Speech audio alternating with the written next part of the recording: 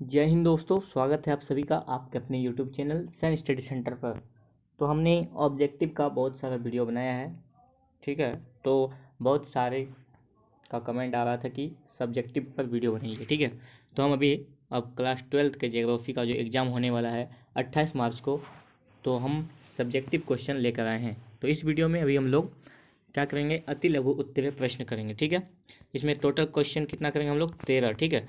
13 अति लघु उत्तरीय प्रश्न को करेंगे, उसके बाद हम लोग लघु उत्तरीय को करेंगे, उसके बाद दीर्घ उत्तरीय को प्रश्न करेंगे, ठीक है। तो सभी से रिक्वेस्ट है कि चैनल को सब्सक्राइब कीजिए। आप लोग जो भी वीडियो को देख रहे हैं, बहुत सारे लोग जो है वीडियो को देख रहे हैं लेकिन ना तो लाइक करते हैं ना तो सब्सक्राइब करते हैं। तो रिक्वेस्ट है सभी से कि लाइक और सब्सक्राइब करें ताकि हमको वीडियो बनाने में भी मोटिवेट हो, ठीक है।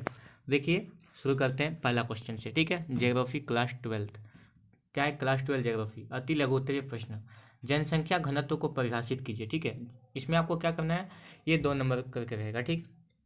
तो आपको इसमें ज़्यादा बड़ा लिखने का जरूरत नहीं है। तो जनसंख्या घनत्व का मतलब क्या होता है, जनसंख्या घनत्व को परिभाषित कीजिए। तो जनसंख्या का सही उत्तर क्या हो जाएगा, किसी भौगोलिक क्षेत्र में रहने वाले लोगों की संख्या है को जनसंख्या घनत्व कहते हैं। यानी किसी भौगोलिक क्षेत्र, ठीक है, ये जैसे क्षेत्र है, ठीक है, यहाँ पे बहुत सारा लोग रहते हैं, उसी को जनसंख्या घनत्व कहते हैं, ठीक है। यहाँ पे बहुत सारे लोग रहेगा तो अधिक जनसंख्या घनत्व हो जाएगा, कम रहेगा तो कम घनत्व जनसंख्या हो जाएगा, उसी प्रकार से होता है, ठीक है। तो ये क्या हो जाएगा, किसी भौगोलिक क्षेत्र में रहने वाले लोगों की संख्या, जैसे ये एक क्षेत्र है, इसमें लोग रहता है तो उसी को हम लोग जनसंख्या घनत्व कहेंगे, ठीक है। और क्या कि जनसंख्या घनत्व को अंग्रेजी में पॉपुलेशन डेंसिटी कहते हैं, ठीक है। इतना लिख दीजिए, आपका 2 नंबर फिक्स है, ठीक है। तो जनसंख्या घनत्व समझ में आ गया। चलिए नेक्स्ट क्वेश्चन देखते हैं। नेक्स्ट क्वेश्चन है कि रोपण कृषि किसे कहते हैं। तो रोपण कृषि देखिए क्या होता है, क्या है यहाँ पे कि रोपण कृषि वाणिज्यिक कृषि का एक प्रकार है, ठीक है। रोपण कृषि है एक वाणिज्यिक कृषि का एक प्रकार है, जिसमें हम लोग क्या क्या उगाते हैं रोपण कृषि में, जिसमें चाय, कहवा, काजू, रबड़, केला अथवा कपास की एकल फसल उगाई जाती है। रोपण कृषि जो वाणिज्यिक कृषि का एक प्रकार है, और इसमें हम लोग क्या क्या उगाते हैं, तो चाय, कहवा, काजू, रबड़, केला इत्यादि का हम लोग इसमें उगाया जाता है, ठीक है। इसमें नेक्स्ट पॉइंट लिख सकते हैं कि इस प्रकार की कृषि में बड़ी मात्रा में श्रम और पूंजी की आवश्यकता रहती है। यानी रोपण कृषि करने में क्या होता है, बड़ी मात्रा में आपको पूंजी और श्रम मतलब लेबर, पूंजी मतलब आपका हो गया कैपिटल, ठीक है, मतलब पैसा, ये सब का उतना ज़्यादा आवश्यकता होती है रोपण कृषि में। जो भी उत्पाद प्राप्त होता है उसका प्रसंस्करण खेतों पर या नज़दीक के स्थिति में कारखानों में किया जाता है, ठीक है। और इसमें एक लिख सकते हैं कि इस प्रकार इस कृषि में परिवहन जाल के विकास का अनिवार्यता होती है, ठीक है। समझ में आ गया, रोपण कृषि समझ में आ गया होगा, उम्मीद करते हैं। तीसरा क्वेश्चन है कि सशक्तिकरण का अर्थ क्या है। सशक्तिकरण किसी व्यक्ति, समुदाय या संगठन की आर्थिक, राजनीतिक, सामाजिक, शैक्षणिक, लैंगिक या आध्यात्मिक शक्ति को सुधार को सशक्तिकरण कहा जाता है। इसका मतलब ये हुआ कि कोई भी चीज़ में कोई गड़बड़ी है, जैसे महिला सशक्तिकरण होता है, जैसे महिला पे अपराध ये सब होता है ना, तो उसमें क्या होता है, उसको सुधार करते हैं तो उसे महिला सशक्तिकरण कहते हैं। इसमें महिला सशक्तिकरण भी शामिल है। तो ऐसा चीज़ मतलब जिसमें कि आध्यात्मिक शक्ति हो या शैक्षणिक, सामाजिक, ये सब हो, जिसमें सुधार हो, उसी को हम लोग सशक्तिकरण कहते हैं। इसका मेन मतलब हुआ कि मुद्दा जिसको कहते हैं, उठाते हैं, कोई भी चीज़ की हम लोग आवाज़ उठाते हैं, उसका सुधार हो जाता है तो वही सशक्तिकरण हुआ, ठीक है। समझ में आ गया। नेक्स्ट क्वेश्चन है कि भूगर्भिक जल संसाधन से क्या तात्पर्य है। भूगर्भिक जल संसाधन से क्या तात्पर्य, जल है, ठीक है। भूगर्भिक जल क्या होता है, तो भूजल या भूगर्भिक जल, अंग्रेजी में इसको कहते हैं ग्राउंड वाटर या भूगर्भिक जल। जल धरती की सतह के नीचे चट्टानों के कणों के बीच अंतराकाश या रंध्रकाश में मौजूद जल को कहते हैं भूगर्भिक जल। ये देखिए क्या होता है, जैसे ये हमारा पृथ्वी है, ठीक है, यहाँ पे हम लोग रह रहे हैं, ठीक है, यहाँ पे मनुष्य लोग रहता है, ठीक है। तो यहाँ पे केवल जल धरती की सतह, ये हमारा धरती है, ठीक है, ये हमारा पूरा धरती ही है, ठीक है। और यहाँ पे आपको कलर चेंज करके बताते हैं। तो ये हमारा धरती हो गया। इसके नीचे जो यहाँ पे है ना, यहाँ पे चट्टान, बहुत सारे चट्टान होते हैं, उसके कणों के बीच के जो जल, रंध्रकाक्ष यानी रंध्र मतलब होता है छोटा छोटा छिद्र, ये सब में मौजूद जो जल होता है उसी को हम लोग भूगर्भिक जल कहते हैं। यानी जो पृथ्वी के अंदर हम लोग का जो जल पाया जाता है उसी को भूगर्भ मतलब, भू मतलब जमीन और गर्भ मतलब अंदर, तो भूगर्भिक जल संसाधन से यही तात्पर्य है कि जो भूगर्भिक जल धरती की सतह के नीचे से हम लोगों को प्राप्त होता है, ये चट्टानों के कणों के बीच में पाया जाता है, ठीक है। समझ में आ गया, इतना लिख दीजिए, आपका 2 नंबर मिल जाएगा। ज़्यादा बड़ा लिखने का जरूरत नहीं है ये, क्योंकि 2 नंबर का क्वेश्चन है। नेक्स्ट क्वेश्चन है कि मानव भूगोल क्या है। मानव भूगोल क्या है?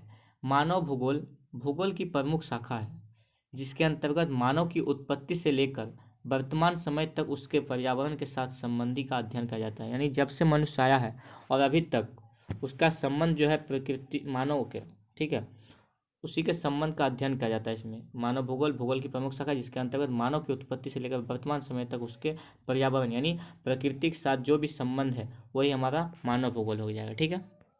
6 नंबर क्वेश्चन है कि निजीकरण से आप क्या समझते हैं। तो निजीकरण मतलब क्या होता है? देखिए, निजीकरण व्यवसाय, उद्यम, एजेंसी या सार्वजनिक सेवा के स्वामित्व के सार्वजनिक क्षेत्र, राज्य या सरकार से निजी क्षेत्र, निजी लाभ के लिए संचालित व्यवसाय या निजी गैर लाभ संगठनों के पास स्थानांतरित होने की घटना या प्रक्रिया है। ठीक है, इतना लिख दीजिए, आप लोग हो जाएगा। इसका 6 नंबर का ये हो गया। अब है क्या पे 7 नंबर क्वेश्चन है कि मनुष्य की मूलभूत आवश्यकताएं क्या है। मनुष्य को क्या क्या जरूरत होता है अपने लाइफ जीने में, जीवन जीने में क्या क्या होता है आवश्यकता।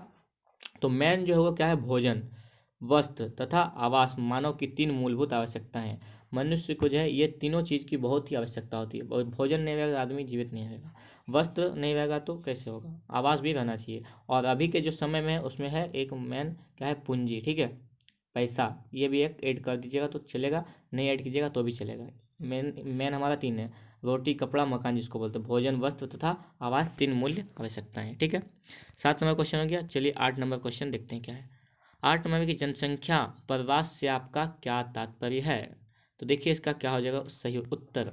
जनसंख्या प्रवास से तात्पर्य है कि जब व्यक्ति एक स्थान से दूसरे स्थान पर जाकर बसता है या रहता है तो उस क्रिया को प्रवास कहते हैं। यहाँ पे देखिए एक वर्ड है कि रहता है और यहाँ पे बसता है। तो इसका मतलब क्या होता है कि कोई व्यक्ति अपने जो स्थान है उसको हमेशा के लिए छोड़ता है, यानी उस जगह पे दूसरे जगह पे जाके बस जाता है। और एक का मतलब होता है रहता है, यानी मतलब रहने गया है वो फिर वापस कभी लौट के आ सकता है। तो क्या होता है जनसंख्या प्रवास में? कोई भी व्यक्ति होता है, जैसे यहाँ पे हमारे एक गाँव है और यहाँ पे एक शहर है, तो कोई व्यक्ति यहाँ पे है तो यहाँ पे चला गया, यहाँ से यहाँ चला गया, तो वही हमारा प्रवेश, यहाँ पे क्या हो गया? प्रवास होता है। ठीक है, अपना जो निवास स्थान को छोड़कर किसी दूसरे स्थान में जाकर जो बसता है वही हमारा प्रवास है। प्रवास से इसमें हो गया। इतना लिखने के बाद आप ये भी लिख देते हैं कि प्रवास जो है 2 प्रकार के, अस्थायी प्रवास और अस्थायी प्रवास। तो अस्थायी प्रवास में क्या होता है? देखिए, अस्थायी प्रवास में व्यक्ति बसावट करने के बाद वापस अपने मूल स्थान पर नहीं जाता है। यानी जो अब कोई अस्थायी प्रवास कर दिया, जैसे हम, मेरा गांव यहाँ है, मेरा यहाँ शहर है, ठीक है, हम यहाँ से यहाँ चले गए तो हम वापस लौट कर कभी नहीं आएंगे। ऐसे घूमने आ सकते हैं पर हम लोग मेन मकसद है हमारा यहाँ पर जाकर बसना। अब हम लोग यहाँ पे नहीं रहेंगे। ठीक है, ये हो जाएगा अस्थायी प्रवास। ग्रामीण लोगों को अपने अपने गांव से रोजगार की तलाश में शहरों में आकर बसना अस्थायी प्रवास का सबसे सुंदर उदाहरण। जैसे किसी का मान लीजिए एक घर है, उसमें किसी का नौकरी लग गया, ठीक है, उसका मेन जो गार्जियन है पिताजी का, उसमें 4 फैमिली रहता है, ठीक है, तो पिताजी जो है वो मेन है, तो उसका पिताजी का नौकरी लग गया, ठीक है, यहाँ पे इसका घर है, बात का मतलब कहीं जिला मान लीजिए, और इसका पिताजी का दिल्ली में नौकरी लग गया, तो उसका पिताजी दिल्ली चले गए तो अपने फैमिली को भी तो लेके चले गए, तो अब पिताजी उसका वहीं पर है क्योंकि उसका जॉब वहीं पर लग चुका, तो ये होगा हमारा अस्थायी प्रवास, वहाँ पे फिक्स, अब हम लोगों को वहीं पर रहना है। ये हो समझ में आ गया अस्थायी प्रवास मतलब। अस्थायी प्रवास मतलब क्या? देखिए, अस्थायी प्रवास के अंदर वे लोग आते हैं जो कुछ वक्त के लिए रोजगार करने के लिए अपने मूल स्थान से दूसरे स्थान पर निवास करते हैं और बाद में अपने अपने मूल स्थान को लौट आते हैं। अस्थायी प्रवास का मतलब देखिए क्या हुआ, ये गांव है, इसमें बहुत सारा व्यक्ति रहता है, ठीक है, कोई व्यक्ति जैसे हमारा जैसे दिल्ली पूना या कहीं भी काम करने जाता है कि नहीं, तो वहाँ पे तो जाकर बसता ही है ना, तो वो क्या करता है पैसा अपने मतलब पैसा कमाने के लिए, पेट चलाने के लिए, रोजगार के लिए अपना जाता है दूसरे जगह पैसा वैसा कमाने के लिए, पैसा वैसा कमा लेते हैं, उसके बाद फिर वो अपने अपने स्थान पर आ जाता है, ठीक है, मूल स्थान को लौट आ जाते हैं, मतलब वो फिर आता है। लेकिन अस्थायी प्रवेश में क्या होता है? नहीं आता है। और अस्थायी प्रवेश में क्या होता है? व्यक्ति लौट कर आता भी है। समझ में आ गया? बहुत ही अच्छा से एक्सप्लेन कर रहे हैं, बस आप लोग सपोर्ट बनाए रखिए। 9 नंबर क्वेश्चन क्या है कि हरित क्रांति क्या है। ये बहुत ही इंपॉर्टेंट क्वेश्चन है। हरित क्रांति मतलब क्या होता है? तो हरित क्रांति जिसे तीसरी कृषि क्रांति के रूप में भी जाना जाता है, प्रौद्योगिकी यानी टेक्नोलॉजी हस्तांतरण की पहल की अवधि थी जिसने फसल की पैदावार और कृषि उत्पादन में बहुत वृद्धि देखी। इसका मतलब ये हुआ कि जो हरित क्रांति है ना, वो टेक्नोलॉजी यानी साइंटिस्ट लोग एक ऐसा हस्तांतरण अपने हाथ से, पहल की अवधि थी मतलब एक समय था जिसमें फसल का पैदावार, जो टेक्नोलॉजी अभी ऐसा ऐसा आ गया कि अगर आप 1 किलो का अगर 1 किलो अगर कोई भी चीज़ का अनाज, जैसे हम लोग धान को ले लेते हैं, धान को अगर हम 1 किलो रोपे तो हमारे इससे 10 किलो हुआ, ठीक है, तो इसी प्रकार मतलब बढ़ोतरी हुआ कि नहीं। कहीं कहीं पे देखिएगा 1 किलो रुपये तो उसका 5 ही किलो होगा। तो यहाँ पे टेक्नोलॉजी हो रहा है साइंस का, ठीक है। तो क्या बोल रहे हैं यहाँ पे कि प्रौद्योगिकी यानी टेक्नोलॉजी का ये हुआ था, एक समय था तो क्या हुआ था, फसल का पैदावार हुआ था। जब हमारा देश आज़ाद हुआ था ना, तभी भुखमरी बहुत ही था। तो एक टेक्नोलॉजी लाया गया था जिसमें क्या हुआ था कि ज़्यादा पैदावार हो, भोजन का तो सभी को खिलाना था ना, देश में भुखमरी था। तो क्या उसी को बोला कि जिसमें पैदावार और कृषि उत्पादन में बहुत वृद्धि हुआ था। हरित क्रांति में पैदावार जो है और कृषि में बहुत उत्पादन हुआ था, इसमें उत्पादन ज़्यादा होता है हरित क्रांति में, ये प्रौद्योगिकी के कारण हुआ था। तो इसमें और एक पॉइंट लिख सकते हैं, भारत में हरित क्रांति की शुरुआत 1965 से 68 में हुई थी, ठीक है। समझ में आ गया होगा, उम्मीद करते हैं।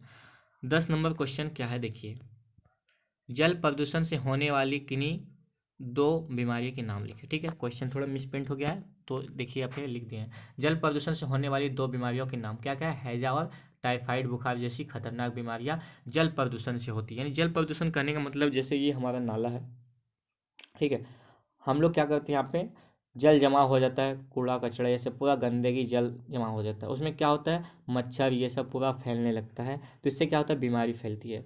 वही मच्छर किसी को काटता है तो उससे हैजा और टाइफाइड बुखार जैसी बीमारियां होती है, ठीक है। तो ये लिख दीजिएगा जल प्रदूषण से होने वाली, ये तो बहुत ही आसान क्वेश्चन है, बस 2 नंबर मिल जाएगा आसानी से। 11 नंबर क्वेश्चन क्या है देखिए, जल संभर प्रबंधन से के कोई 2 उद्देश्य लिखे। क्या जल संभर प्रबंधन में मिट्टी एवं जल संरक्षण पर जोर दिया जाता है। जल संभर प्रबंधन क्या होता है कि जल संभर प्रबंधन में मिट्टी जो है और जल संरक्षण, जल का बचाव में, और मिट्टी का जो मृदा अपरदित होता है उसको रोकने के लिए, उस पर बचाव के लिए जोर दिया जाता है, ताकि जैव मात्रा उत्पादन में वृद्धि हो सके। यानी अगर कोई मिट्टी है खेत में, ठीक है, ये खेत है हमारा, यहाँ पे मिट्टी सब है, अगर कभी पानी गिरता है तो क्या होता है, ये बह जाता है, तो इसका जो हमारा ऊपरी परत है वो बह जाता है, तो उतना हमारा उत्पाद अच्छा नहीं होता है। ये समझ में आ गया एक पॉइंट। अब है कि इसका प्रमुख उद्देश्य भूमि एवं जल के साथ प्राथमिक स्रोतों का विकास, द्वितीय संसाधन पौधों एवं जंतुओं का उत्पादन इस प्रकार करना है जिससे पारिस्थितिकी असंतुलन पैदा ना हो। यानी हम लोग इसमें क्या करते हैं, जल को संरक्षण करते हैं, मिट्टी का भी संरक्षण करते हैं, ताकि क्या होता है, पौधे एवं जंतु का उत्पादन में पारिस्थितिकी असंतुलन पैदा ना हो, ठीक है। समझ में आ गया। 12 नंबर क्वेश्चन क्या है कि धात्विक खनिज के 2 उदाहरण लिखे। धात्विक खनिज का मतलब क्या होता है, धात्विक खनिज वो होते हैं जिनसे हमें धातु प्राप्त होता है, और अधात्विक खनिज भी होता है। तो अधात्विक खनिज क्या होता है कि जिसमें हमें धातु प्राप्त नहीं होता। तो हमारे पूछा है कि धात्विक खनिज के 2 उदाहरण, तो 2 उदाहरण क्या है, उदाहरण है सीसा और लोहा, जिससे हमको क्या होता है, हमारा धातु प्राप्त होता है, ठीक है। समझ में आ गया। चलिए आज का लास्ट क्वेश्चन हमारा यहाँ पे है, उसके बाद और भी सब्जेक्टिव क्वेश्चन आएगा, आप लोग देखते रहिए। क्या है, आधारभूत उद्योग क्या है। आधारभूत उद्योग क्या है देखिए, जो उद्योग दूसरे उद्योगों के आधार होते हैं, यानी दूसरे पर डिपेंड होते हैं, उन्हें आधारभूत उद्योग कहा जाता है। जैसे लोहा उद्योग एवं गंधक अम्ल जैसे रसायन उद्योग इत्यादि, इन्हें मूल उद्योग भी कहा जाता है, ठीक है। आधारभूत उद्योग वो होता है जो उद्योग दूसरे उद्योगों के आधार होते हैं, उसी उद्योग को आधारभूत उद्योग कहते हैं। यहाँ पे हम 13 अति लघु उत्तरीय प्रश्नों को देखें। तो वीडियो अच्छा लगा तो वीडियो को लाइक कीजिए, अपने दोस्तों के साथ भी शेयर कीजिए, और चैनल को सब्सक्राइब करिए, और भी अभी वीडियो आने वाला है। तब तक के लिए बाय, मिलते हैं नेक्स्ट वीडियो में। जय हिंद।